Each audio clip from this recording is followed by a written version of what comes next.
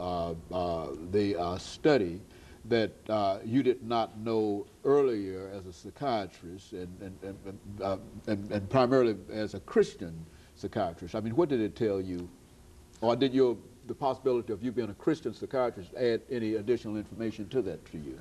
Yes, it did, because one, we did a spiritualist survey on each of the 25 inmates, and that was done by a minister, an ordained minister. What we found is that in 92% of the inmates that we assessed, they came out of family situations in which there was clearly a lack of spiritual nurture and guidance on the part of the parents, and especially on the part of the fathers, who in 6 to 8% of these cases was outside of the home, was absent from the home.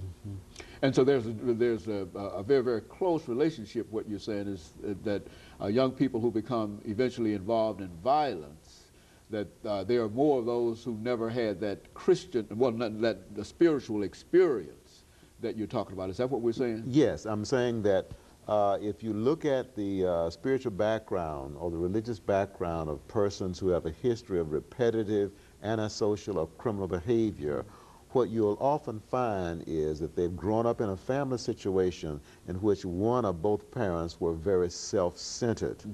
Self-centered means that they were focused on their own needs, focused on gratifying their own desires, and therefore did not offer the kind of spiritual role model or the kind of spiritual instruction that a child needs in order to develop a good sense of who he is and a good sense of who God is and what God expects and requires.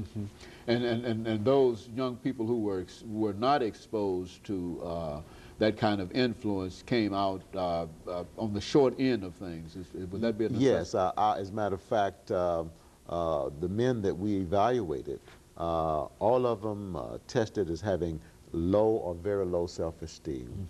70% of them responded to the question, how do you handle it when somebody mistreats you or takes advantage of you? 70% of the men we evaluated said, I believe in trying to get even or trying to get 78%.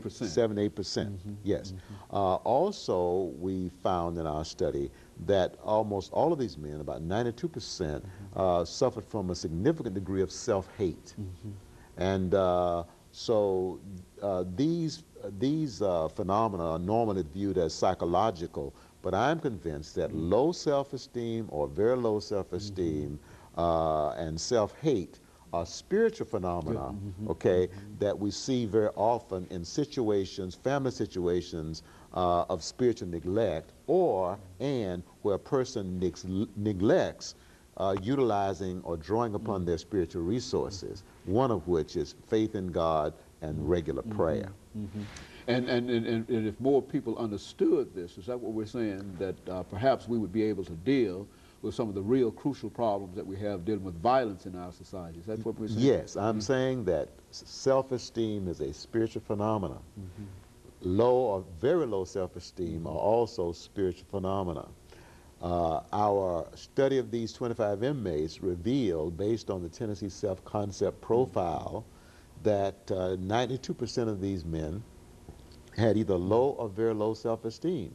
So we're saying that spiritual neglect was at the basis of this low or very low self-esteem.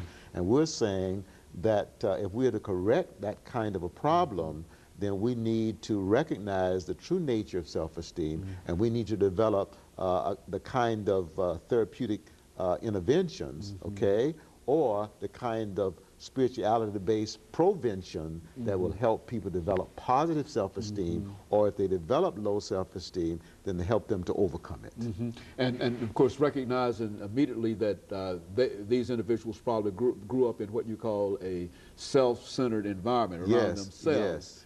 These are the individuals with this self-centered ego kind of thing that will be responsible for determining the young people that they have charge of. And of course, if they are no better than being self-centered, the young people could not be exposed to anything. Well, how do you get young people into such activities that would sort of break that tie that they have with those self-centered individuals and open them up to a wider view of things as you're talking about? Well, I think there have been some studies, that have shown that adolescents who attend church on a regular basis have a lower prevalence rate of drug abuse and antisocial behavior.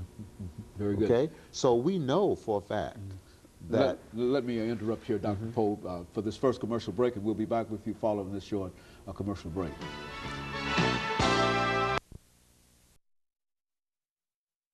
Poe